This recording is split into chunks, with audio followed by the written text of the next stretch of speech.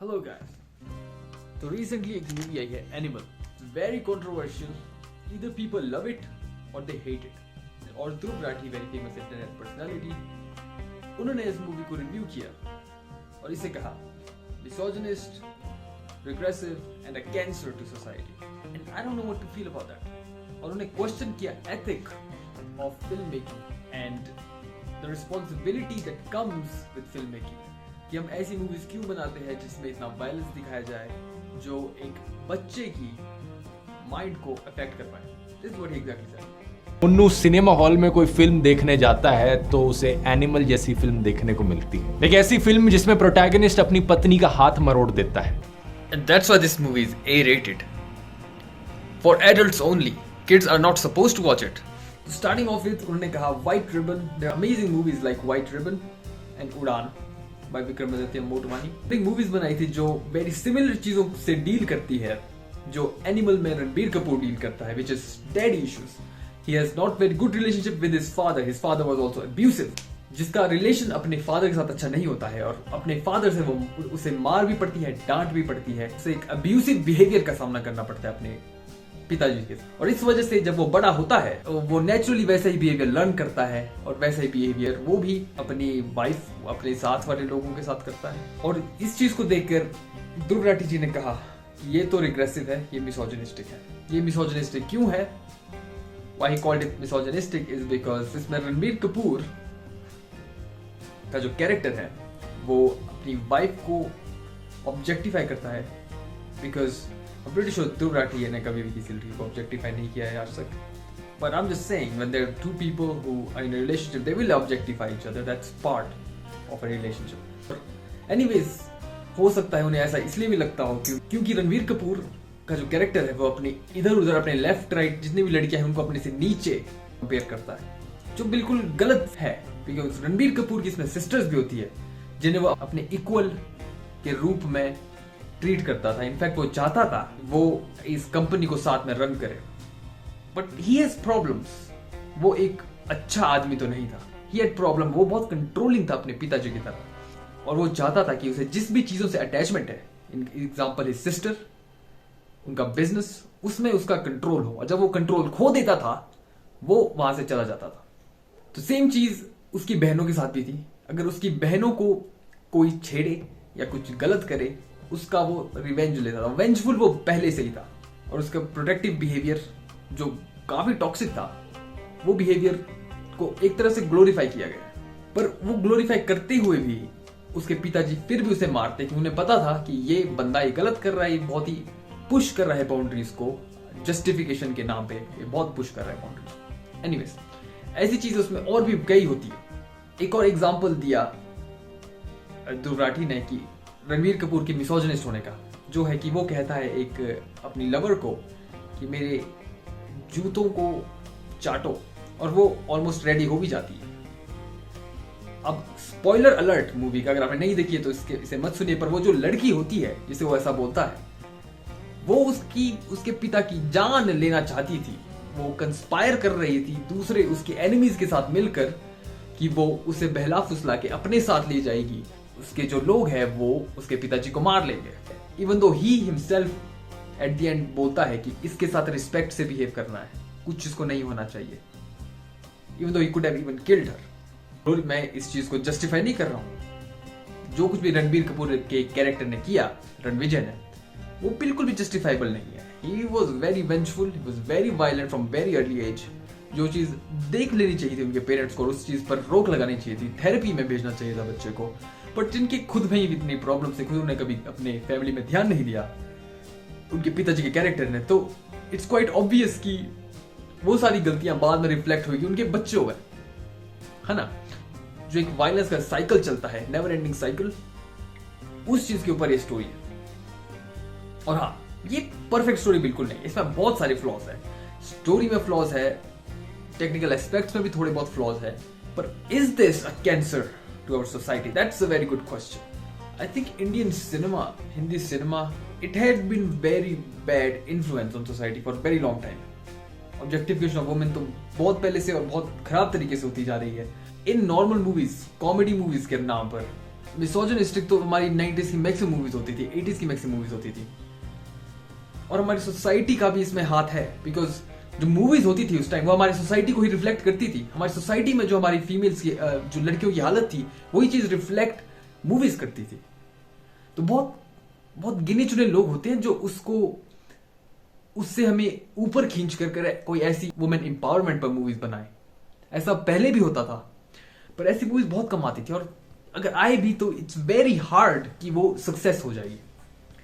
तो biggest question is not if animal is violent or why is it violent. Biggest question is why are people watching it. लोग इसे देख रहे हैं बहुत ज्यादा। It's the hype is unreal. इतनी hype टाइगर 3 के लिए नहीं थी, ऑलमोस्ट आई थिंक जवान के लिए इतनी hype नहीं थी, which is probably the biggest film of this year. तो ऐसा क्यों है कि लोगों के अंदर इसे देखने की इतनी ज्यादा इच्छा है? That's a very important question. हाँ बोल सकते कि वायलेंस सेल करता है। वायलेंस बहुत सारी मूवीज में था। जवान was also very violent movie. जवान में भी जो लड़की थी, जो फीमेल ऑफिसर थी, उसे बहुत मारा पीटा जाता था, पर उसे किसी ने मिसोजिनिस्टिक नहीं बोला। इनफैक्ट ध्रुव राठी ने himself he was praising the movie, क्योंकि वो एक डील करता था कि ऐसी इशू से, which is a very important issue. पर उस इशू के लिए Dhruv Rathee was ready to hide his eyes कि भाई वायलेंस है इस मूवी में लड़कियों को मारा जा रहा है, बट इस चीज से मैं अपना आंख साइड में कर दूंगा, because let's not to evil like the sacrifice you make. यार थोड़ा बहुत वायलेंस चलता है अगर बाकी मूवी अच्छी हो, but yeah where do actually draw the line? कहाँ आप ड्रॉ लाइन करोगे कि यार हाँ इतना वायलेंस चलेगा मूवी पे, इसके बाद ये एक्सेप्टेबल नहीं है? That's not our decision, that's filmmaker decision, that's his vision. अगर इसकी vision violent, if he is a violent man, his vision will also be violent, और उसकी audience will also be violent. कि प्रमोट करेगी violence को? I don't think so. इससे बहुत ज्यादा वायलेंट मूवीज है, एंड ध्रुव राठी ने इसका एक बहुत अच्छा एग्जांपल हिमसेल्फ दिया कि गोर मूवीज जो होती है, स्लैशर मूवीज जो होती है, जो बहुत फेमस है, टीनेजर्स एक्चुअली इसे बहुत ज्यादा प्रेफर करते हैं इस तरह की मूवीज देखना, because they have a lot of bottled emotions, जो और बहुत ही बॉटल्ड एग्रेशन होता है जो बाहर आता है इस रूप में। वो चाहते हैं ये सब देखना ताकि उन्हें एक रिलीफ मिले। And that's the capitalistic world we live in, जहां लोग कैपिटलाइज करेंगे हर उस चीज को जिससे पैसा आ सकता है। तो अगर violence is selling, people will make money, people will make more violent movie, because that is what people want to see. Some people do want to see movies like this, जो वो दब जा रहे हैं पुलिस के आगे में भी, उनके पेरेंट्स के आगे, सोसाइटी के आगे, जो दबे जा रहे हैं, उन्हें रिलीज मिले, उन्हें लगे कि हाँ ग्लोरीफाई किया इसलिए कहा मारो उसे मारो। Is it right? Of course it's not right. बहुत मूवीज मिल जाएगी उन्हें ग्लोरीफाई करने के लिए, और अगर नहीं मिले, ऐसे लोगों को आप कुछ नहीं कर सकते। अगर आप उनको रामायण सुनाओगे, उसमें भी रावण को ग्लोरीफाई कर देंगे। आप उन्हें महाभारत सुनाओ, वो दुर्योधन को ग्लोरीफाई कर देंगे। और ऐसे लोग मिलेंगे आपको हर जगह। और ग्लोरीफाई करना चलो अलग बात है, बट एक चीज होती है positive traits. No bad is truly bad. Ranbir Kapoor का कैरेक्टर जो होता है, ही इज हाई कॉम्पिटेंट, वो एरोनॉटिकल इंजीनियर होता है। कबीर सिंह का कैरेक्टर उनकी मूवी में was a very good doctor, even though उसके अंदर ट्रेट्स वेरी गुड डॉक्टर के नहीं थे, but he is shown to be a very good doctor. तो these high competent individual already are very easy to glorify. But if these people have bad traits, those traits are not glorified. Those traits are still bad traits. और anybody, और जो भी बंदा sensible होगा, उसे ये चीज दिख जाएगी कि यार हाँ ये चीज गलत है इसमें, he is too violent for his own good.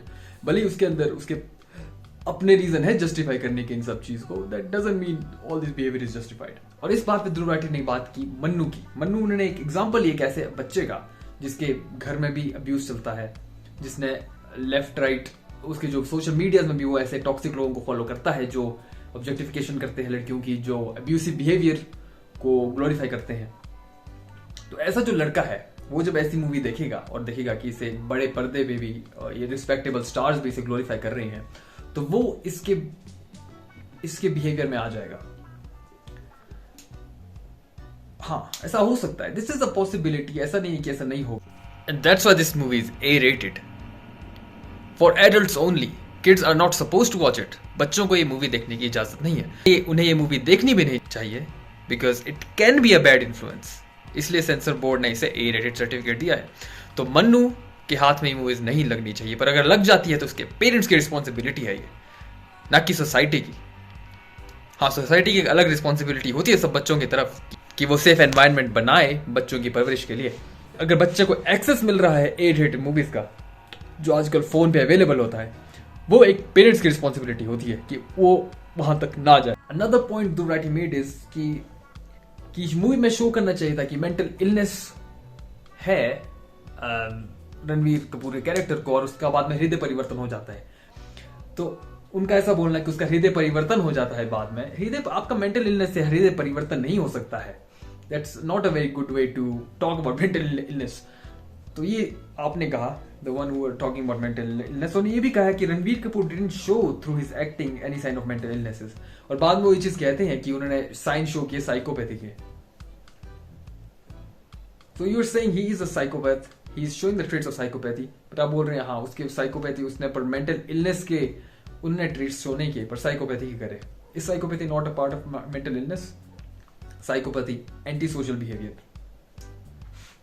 Mental illness is not always visible, it shows in behavior, and somebody who is so violent in nature, it's quite obvious he has mental illness. No one is that violent, so it's quite obvious he showed the sign of mental illness. And हाँ, मैं ये चीज agree करूंगा कि हाँ, एक आम Indian audience are not going to look at it as an anti-hero movie. They will look at it as a badass film. ये तो badass has masculinity, yes, testosterone. जो ये है, it is about like masculinity, but it's not a healthy masculinity.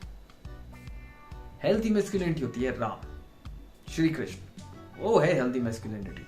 Because masculinity का मतलब ही है to endure. How much can you endure with a stoic mindset without getting affected? And anybody who is way too emotional, emotion meaning if you're way too angry, you're getting way too impulsive, that's not very manly. You're getting triggered so easily. It doesn't mean it's also feminine, but it's not a masculine sign if you get swayed very easily left and right due to your emotion. If you have no control over your emotions, आप manly नहीं हो. I'm sorry to say that.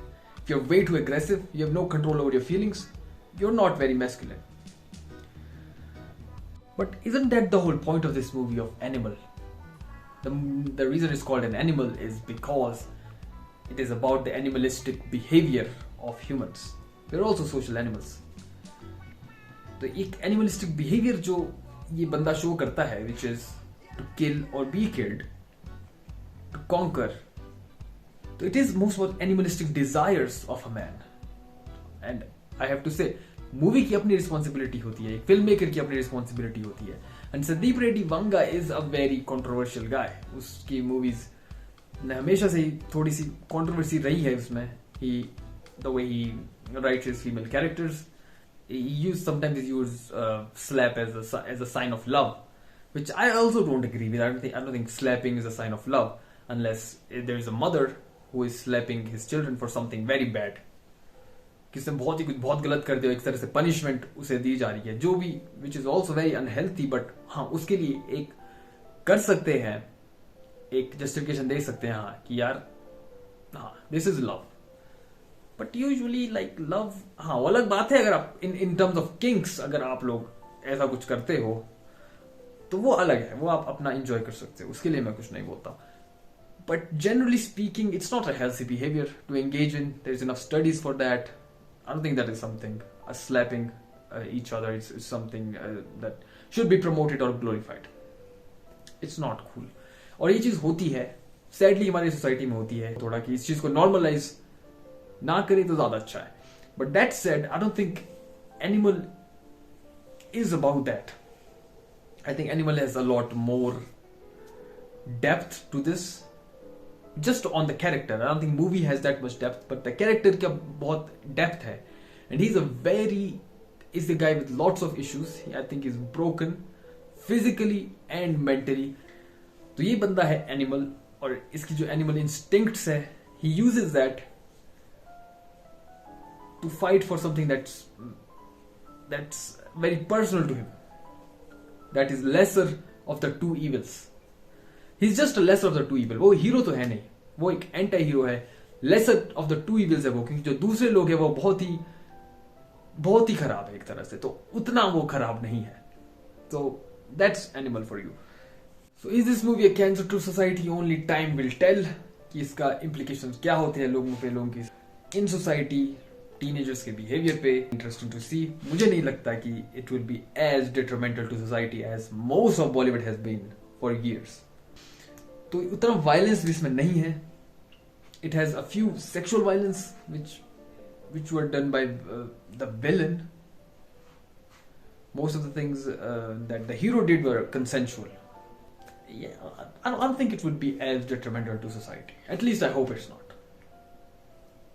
Thank you for watching.